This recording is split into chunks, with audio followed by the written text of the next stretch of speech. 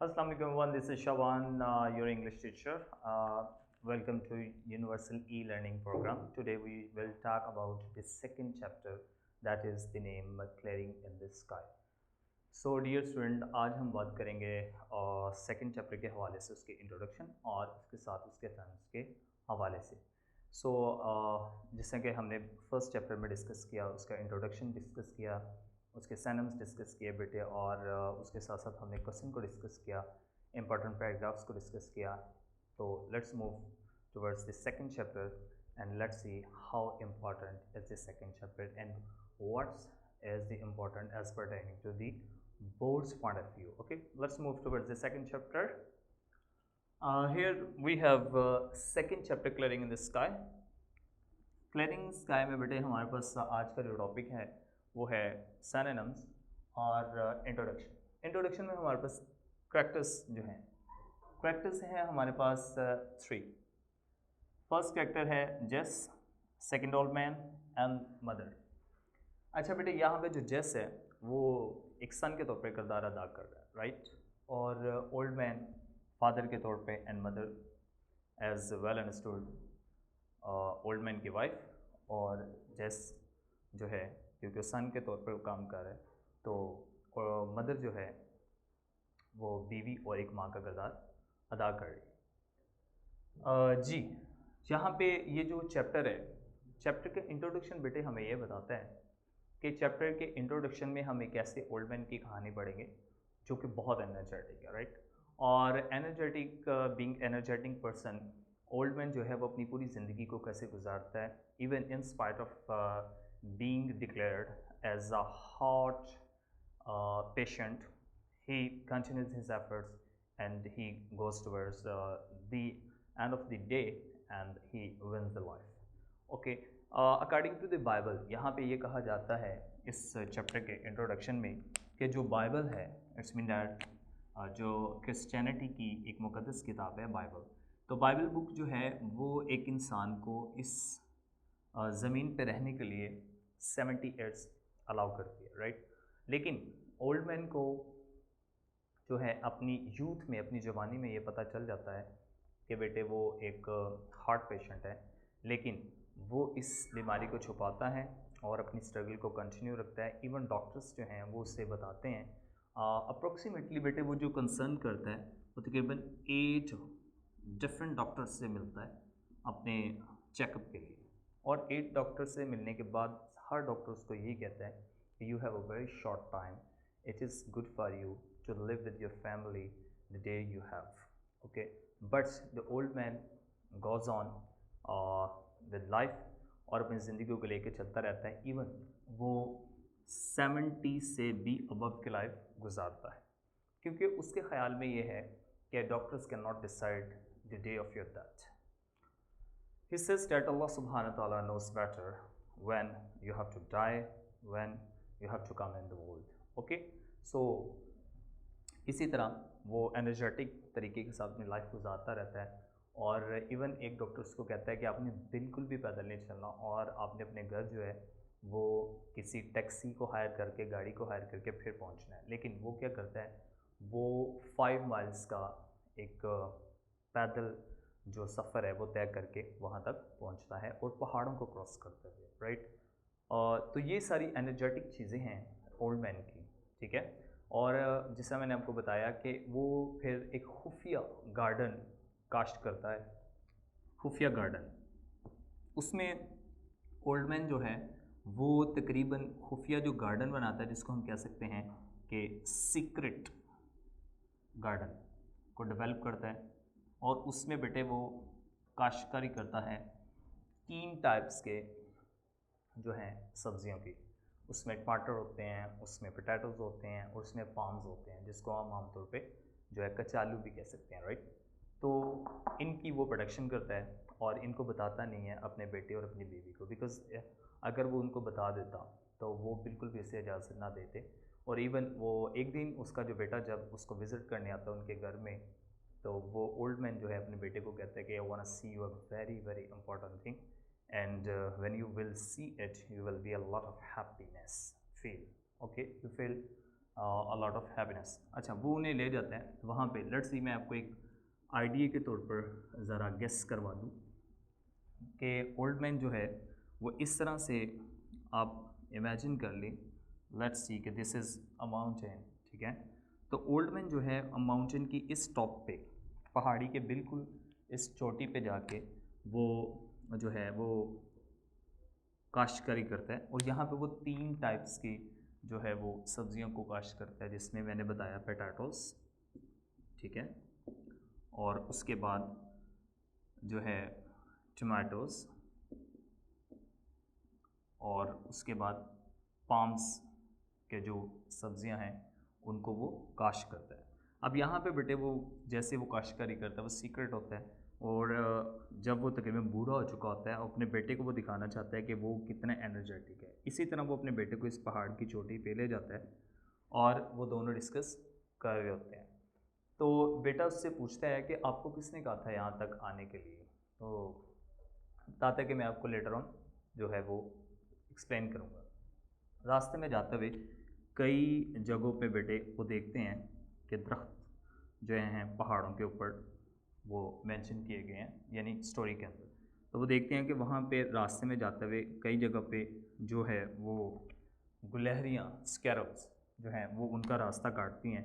और old man अपनी feelings को शो करता है कि देखो जस ये तुम याद करो जब हम आया करते थे और जहाँ पे जो गुलहरियाँ हैं वो हमारा रास्ता काटा करती थी। इट्स मीन डैट हमारे ऊपर जो है वो खौल के सब्ज़ अखरोट के जो पत्ते हैं, शेल्स, वो फेंका करती थी।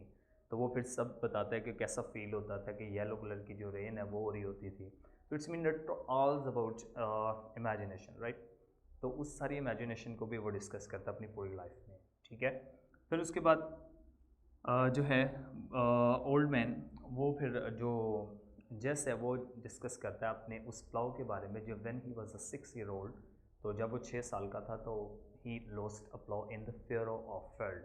तो वो उसने खेत के एक बल में, एक खेत के दरमियान में से जो गुजरता हुआ रास्ता होता है वहाँ उसने खो दिया था। और वो बताता है कि जब मैंने वो खो दिया तो कभी भी सेकंड जो मेरे बाबा ने मुझे बना के दिया था, क्योंकि वो बहुत ज़्यादा रोता था। तो कहता है मुझे कभी वो दूसरे वाला इतना पसंद नहीं आया जितना कि फ़र्स्ट वाला था। अब यहाँ पे बताने का आपको ये मकसद है कि मुख्तलिफ़ ये जो रास्ते बनाए जाते हैं, ठीक है। तो ओल्ड मैन ने मुख्तलिफ़ रास्ते बनाए होते हैं जो है चढ़ाई के लिए, इस तरह से। तो अब जैसे जो ओल्ड मैन है उसने चढ़ाई के लिए जो रास्ते बनाए होते हैं वो बेटे होते हैं स्टीप पाथ। लेकिन जब वो वापस आता है तो वो कुछ इस तरह से, इट्स मीन डैट बल खाते हुए रास्तों से वापस आता है ताकि वो आसानी के साथ नीचे उतर सके। अब ये जो तकरीबन रास्ता होता है ये इससे 3 times जो है लेंथी होता है।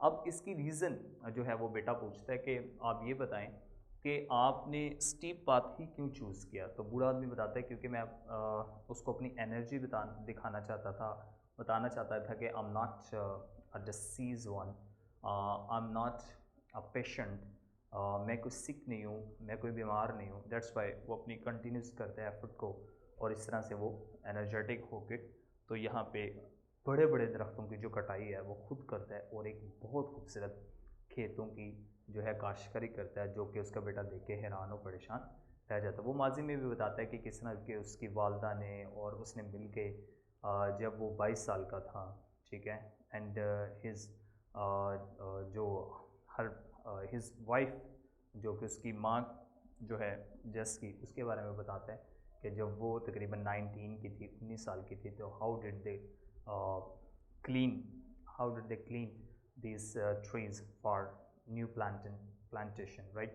So ये सारा था आइडिया हमारे पास। तो ओल्ड मैन का जो हमने क्रक्स निकाला है ना, तो क्रक्स के तौर पर ओल्ड मैन हमें ये बताना चाहता है, इसके क्रक्स के तौर पर अगर हम बात करें तो क्रक्स का बेटे यहाँ पे मतलब ये है कि यानी इस चैप्टर का अगर हम निचोड़ निकालें तो बूढ़ा आदमी जो है उसका माइंड ये था, वो ये कहना चाहता है अकॉर्डिंग टू द पॉइंट, वो ये कहना चाहता है कि आपको कोई भी शिकस्त नहीं दे सकता जब तक आप खुद को शिकस्त ना दे लें, ठीक है।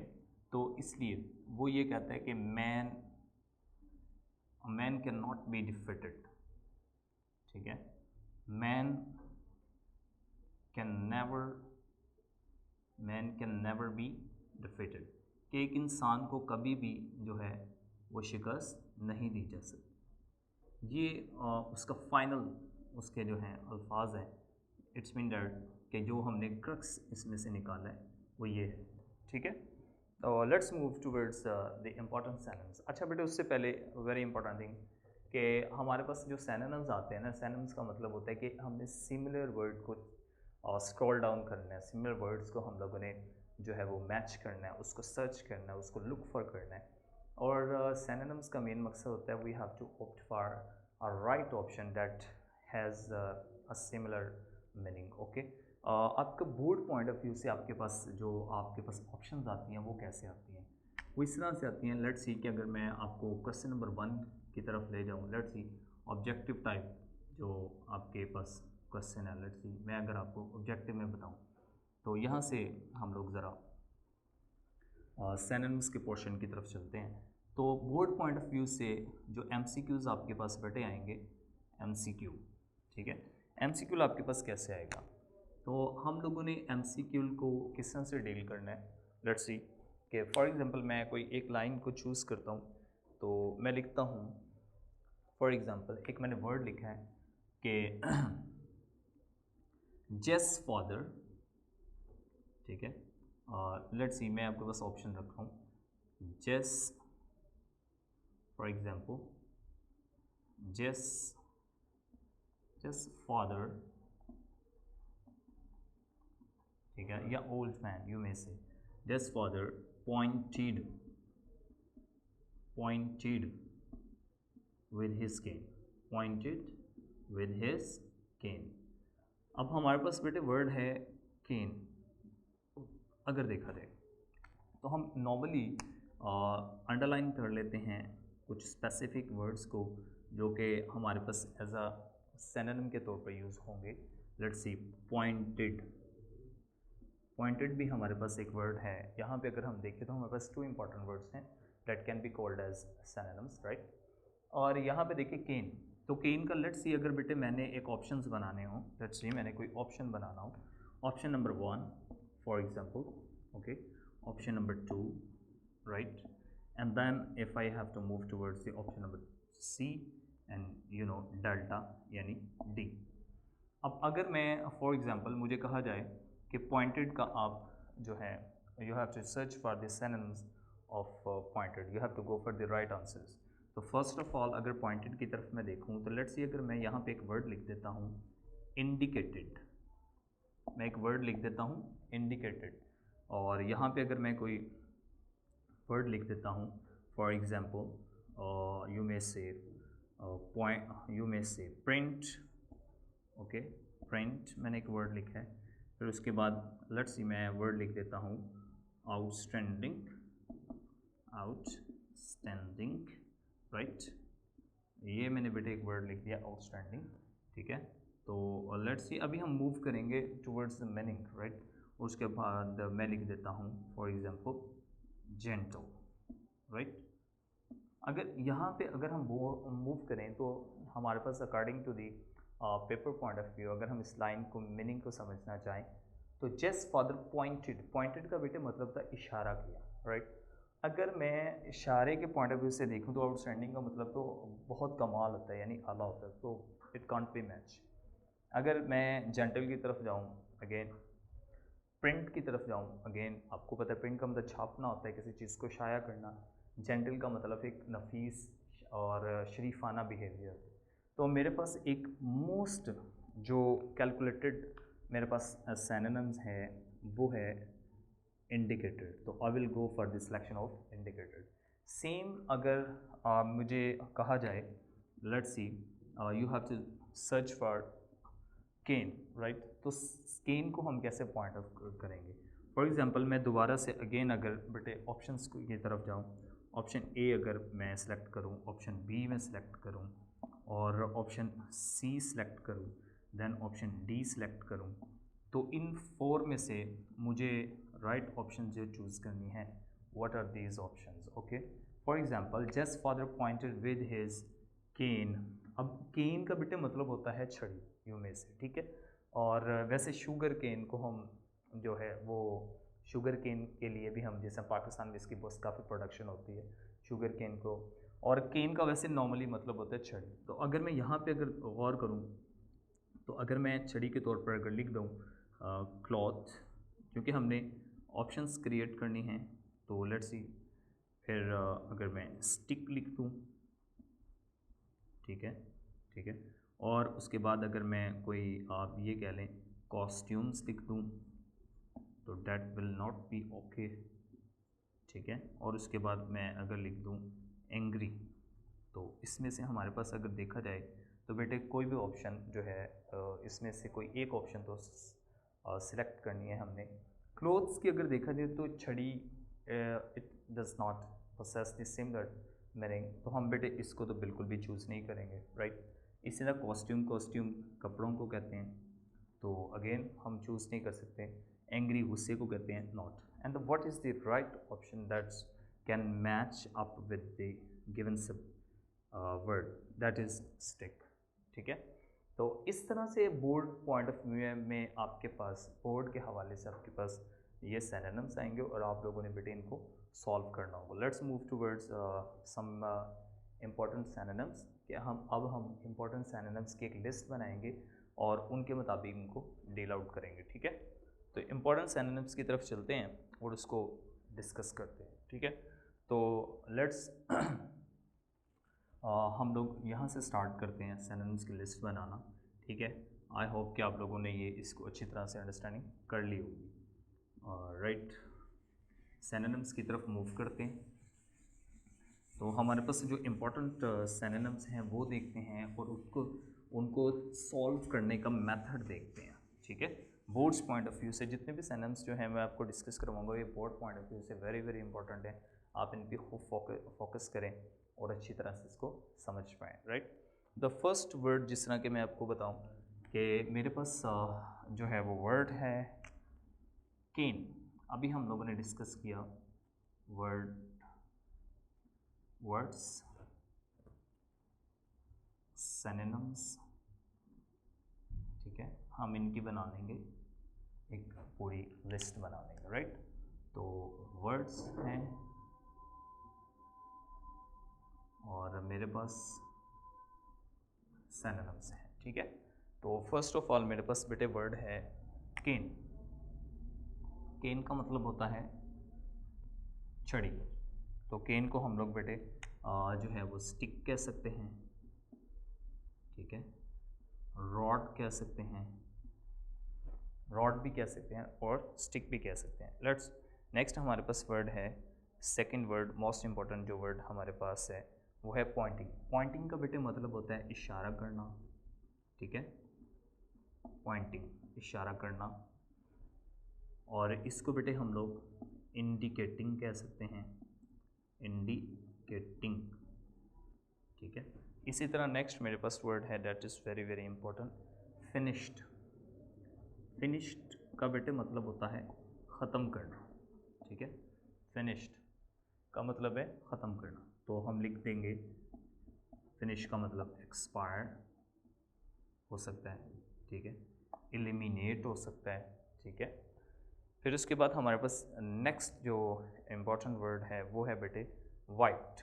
वाइप्ड का मतलब होता है साफ़ करना, ठीक है। वाइप्ड, साफ़ करना, यानी क्लीन्ड, साफ़ किया, ठीक है। उसके बाद नेक्स्ट हमारे पास इंपॉर्टेंट वर्ड है दैट्स वेरी वेरी इंपॉर्टेंट। और एक चीज़ आपको क्लियरली बता दूं बेटे, जितने भी इंपॉर्टेंट पैराग्राफ्स हैं उनमें से मैं आपको सिनोनिम्स भी राइट डाउन करवाऊंगा और आपने सिनोनिम्स को हर सूरत में नोट करना है। This is very very important as pertaining to the boards point of view, right. और हमारे पास नेक्स्ट है वेरी वेरी इंपॉर्टेंट जो है वो हमारे पास है नेक्स्ट में डेट, क्योंकि हम लोग बोर्ड्स पॉइंट ऑफ व्यू से सिलेक्ट कर रहे हैं मैक्सिमम इम्पोर्टेंट, ताकि आपको मैक्सिमम उसमें से जो है वो फ़ायदा हो सके। तो नेक्स्ट में हमारे पास है जी प्रोटेस्ट। प्रोटेस्ट, प्रोटेस्ट का बेटे मतलब होता है एहतजाज करना, ठीक है। प्रोटेस्ट का मतलब क्या होता है? एहतजाज करना, यानी go against. It's mean that you have to oppose करना किसी चीज़ को, ठीक है, इनकार की तरफ जाना, अपोज करना, प्रोटेस्ट करना, राइट। और फिर उसके बाद हमारे पास नेक्स्ट वर्ड है जी, प्रोटेस्ट के बाद, वो है स्वेट। स्वेट, स्वेट बेटे कहते हैं पसीने को। स्वेट के लिए हम लोग वर्ड यूज़ करेंगे पर्सपायरेशन। पर्सपायरेशन, पर्सपायरेशन का बेटे मतलब होता है पसीना, ठीक है। स्ट्रीम्स ऑफ जो है वो drops you may say. Pasture and meadow, they are very close to the meaning of each other, right. For example crawl, next हमारे पास है बेटे क्रॉल। क्रॉल वर्ड है, क्रॉल। क्रॉल का मतलब होता है रेंगना, रेप्टाइल, ठीक है, यानी वॉक ऑन एल्बोज, ठीक है, एल्बो के थ्रू चलना, ठीक है, रेंगना, स्क्रॉल करना, क्रॉल करना, ठीक है। या जिस तरह रेप्टाइलर्स नहीं यूज़ करते, रेप्टाइल जो होते हैं अपने बायो में पढ़ा होगा, तो ठीक है। Move on elbow, move on elbows, यानी बाजुओं के बल चलना, ठीक है, इसको रेंगना कहते हैं। नेक्स्ट हमारे पास बेटे इंपॉर्टेंट वर्ड है, that's very very important word, जो कि मैक्सिमम टाइम पेपर्स में आए हैं, पास्चर्स यू मे से, यानी मिडो। मिडो बेटे कहते हैं सब्ज़ाज़ार को, Sabzazar it's mean that green area you may say, ठीक है। पास्चर और मिडो जो हैं वो दोनों एक दूसरे का सिनोनिम्स भी आप कह सकते हैं, ठीक है। ग्रीनरी यानी ग्रीन एरिया यू मे से, ग्रीन एरिया को भी आप कह सकते हैं, ठीक है, ये पहाड़ी इलाकों को। फिर उसके बाद जहाँ से जानवर जो है वो ग्रेजिंग करते हैं, चढ़ते हैं। फिर उसके बाद बेटे हमारे पास वर्ड है edge. That's a very very important word, edge. Paper में कई दफ़ा ये पेपर में नॉमिनेट किया गया, जिसको हम ब्रिंक के तौर पर मेंशन करेंगे, एज, ब्रिंक, बैंक, ब्रिंक, ठीक है, बॉर्डर यू मे से, सो मैनी थिंग्स। फिर उसके बाद बेटे हमारे पास वेरी वेरी इंपॉर्टेंट वर्ड है, नेक्स्ट अगेन इंपॉर्टेंट वर्ड, क्योंकि मैं आपको बता रहा हूँ कि we are talking about the important words, right. तो हम लोगों ने जितने भी इंपॉर्टेंट वर्ड्स हैं उनको फिल्टर करना है, then so that you can have the 100% success ideas, right. तो हमारे पास हैं ब्रैग्ड। ब्रैग्ड का बेटे मतलब होता है अपने आप को जो है वो शो करना, इट्स मीन डैट शोखी वाला अंदाज, शेखी बिगाड़ना, यू मे से, सो मैनी थिंग्स, ठीक है। तो हमारे पास जो सिनोनिम्स हैं ब्रैग, तो ब्रैग के हवाले से जो है वो हम ये कह सकते हैं प्राउड फील करना, ठीक है, it's mean that vanity show करना, ब्रैग, ठीक है, अपने आप को बनावटी शो करना, वैनिटी, ठीक है। एरोगेंस यू मे से, proud, vanity, proud, vanity show करना या प्राउड शो करना, ठीक है, या एरोगेंस आप कह सकते हैं। लेट्स हमारे पास जो वर्ड है दैट्स वेरी वेरी इंपॉर्टेंट, और ये हमारे पास है यू मे से, it's very very important word, और ये हमारे पास है बेटे again poor, it's mean that कमज़ोर टाइप, यू नो, वीक। और उसके बाद हमारे पास नेक्स्ट वर्ड है जो कि बहुत इम्पोर्टेंट है पेपर पॉइंट ऑफ व्यू से, इट इज़ है रिमेंबर या रसो। रिमेंबर, रिमेंबर का बेटे मतलब होता है याद करना, ठीक है। रिमेंबर का मतलब क्या होता है, याद करना, इट्स मीन डैट किसी चीज़ को याद रखना। तो रिकोलेक्ट, रिकोलेक्ट, रिमाइंड भी आ सकता है, रिकोलेक्ट भी आ सकता है, इसको रिमेंबर्ड कहते हैं, रिमेंबर, ठीक है। तो रिमेंबर के जो स्पेलिंग है रिमेंबर, ये हमारे पास कुछ this was the topic of today. और आज हम लोगों ने बेटे इंट्रोडक्शन डिस्कस किया चैप्टर नंबर 2 का कुछ सेनम्स इंपॉर्टेंट डिस्कस किए पेपर पॉइंट ऑफ व्यू से।